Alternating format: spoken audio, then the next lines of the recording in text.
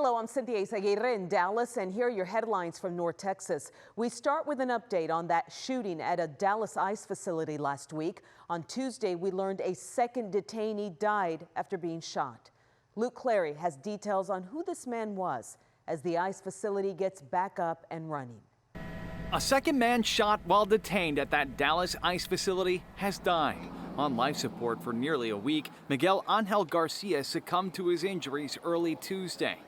Attorney Eric Cedillo is representing Garcia's wife. She sent me a text earlier this morning that Miguel had been taken off the machines, and she was, devastated. The primary breadwinner for his family, Garcia also leaves behind 4 children. They have 4 children that she's now responsible for taking care of, and then a 5th. She could have the baby today. She's due at any point in time. It comes as the Dallas ICE office returned to business Tuesday. Walk-ins accepted, people making their way inside, paperwork in hand. A couple of Homeland Security police cruisers in the parking lot. As federal officials said last week, they were looking to harden facilities like this one across the country. It's just been really hard. Garcia's wife, Stephanie Goffney, told WFAA this weekend she felt like this could have been prevented.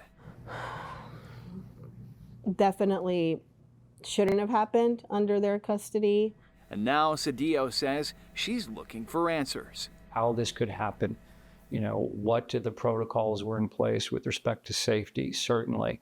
How this individual targeted and who he was kind of looking at. In Dallas, I'm Luke Clary. Right now, investigators are looking into a deadly crash in Plano that killed a person who was just walking along the sidewalk. It happened this morning at the busy intersection off Legacy and Parkwood Drive. Neighbors tell Richard Solomon this spot is a known danger. Plano police say the crash happened this morning after 2 vehicles collided at this intersection behind me, causing one to roll over onto the sidewalk and hit a pedestrian. We do know, unfortunately, that person died. And a woman I spoke with who works near this intersection says she has seen far too many crashes. We watched it probably from 8 o'clock till 9:30, I guess. Just after 8 in the morning. The one vehicle was turned upside down on this side. Police tape wrapped this busy intersection of Parkwood Boulevard and Legacy Drive in Plano. It's very, very sad. Very sad. Plano police say a rollover crash killed someone who was standing on this sidewalk. Police say this gray Bronco hit the Kia from behind, causing the Bronco to flip onto the sidewalk. Jerry Minton with Plano Police says 2 people were standing on the sidewalk that were hit. They were both taken to the hospital where one died. It's a tragic deal. I mean, you got 2 people they're walking on the sidewalk, minding their own business, going to work or going to get coffee or whatever they were doing, and then all of a sudden this happens to them. Minton says both drivers stayed at the scene and neither of them were injured. But he has a message for people on these roads. Be careful, be aware of their surroundings, not only when you're walking, but when you're driving. The woman I spoke to took this picture.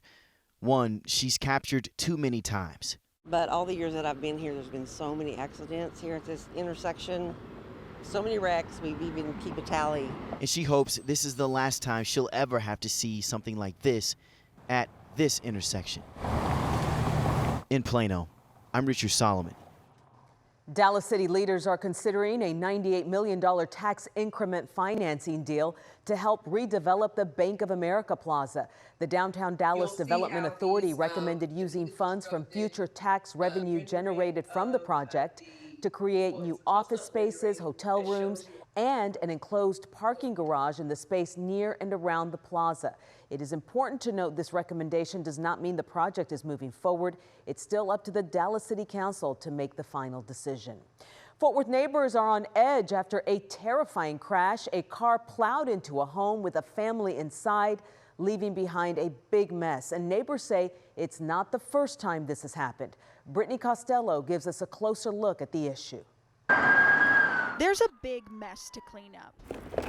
on East Berry Street in Fort Worth. Look, and it actually got these people license plate on her. Shaniqua Jones is just thankful it's not more than that. A mangled car, you know, very bad. She was sitting in her father's driveway Sunday evening when a car went off the road. Now you hear it was a boom, boom, and you see the car coming up through my mom's yard and actually going inside those people's window. That's the car leaving. Her phone captured the rest. It shows a red Jeep stuck inside her neighbor's home. The family who lives here did not want to go on camera with us, but they say the area behind this board is someone's bedroom. A man says he was in bed last night when that car came crashing through. It broke out the window and took out the wall, pushing him out of his bed. He was taken to the hospital, but says he's okay. Fort Worth police say the driver of the Jeep was hurt too.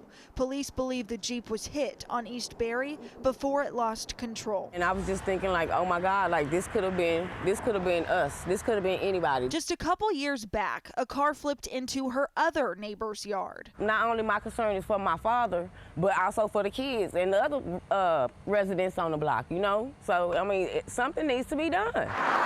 She blames it on speeding, driver inattention, and a lack of enforcement. Yeah, they run the houses all the time. The same problem people described to us 1 month before this crash, just 1 mile farther east, after a car narrowly missed another neighbor's home. When the city told us there are no immediate plans to address this portion of East Berry. To me, this is really sickening because they could do something about it, but they won't. In Fort Worth, I'm Brittany Costello.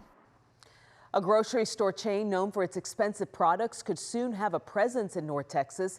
Erewhon posted to Instagram implying it could soon ship its products to Dallas. The upscale chain is based in LA. It charges top dollar in Los Angeles, including an infamous menu of smoothies that cost around $20. No word on when people in North Texas or other cities could start ordering. Well, the State Fair of Texas is known around the world for a lot of things: a tall cowboy, historic football matchups, and some of the best fried food anywhere. But fashion has not typically topped that list until now. Here's Janelle Fort. At the State Fair of Texas, you come for the corny dogs, stay for the rides, maybe catch a pig race or two. But this year, tucked along Nimitz Terrace, there's something different. It may look like a Western saloon, but inside it's not cowboys you'll find, it's fashion. The minute you walked in, it's just like so nice and cool and great clothes, fun things to do. For the first time, global fast fashion giant Shein is trying its hand at fair fun. And they're bringing more than just racks of clothes. They've got games, an embroidery station, and a deal that's Texas size. Spend $50, get a cowboy hat for free. It's all designed to bring Shein closer to American shoppers, even as questions swirl about tariffs on Chinese imports and what that can mean for future prices. Serious stuff, yes, but here, people aren't thinking about trade policy. That was the first thing we looked when we went in there. Is my friend, she picked it up and she was like, are we still have Shein prices? And she was like, yes, we do. 3 days in, and Shein says they've already welcomed more than 10,000 visitors. Here, it's about walking into the fair and walking out with a new outfit and maybe even a gift card. The Shein Saloon will be here through October 7th. They're open Friday and Saturday until 10, weekdays until 9. And it's just one more thing to add to your fair day adventure. In Dallas, I'm Janelle Fort. And those are your headlines from North Texas.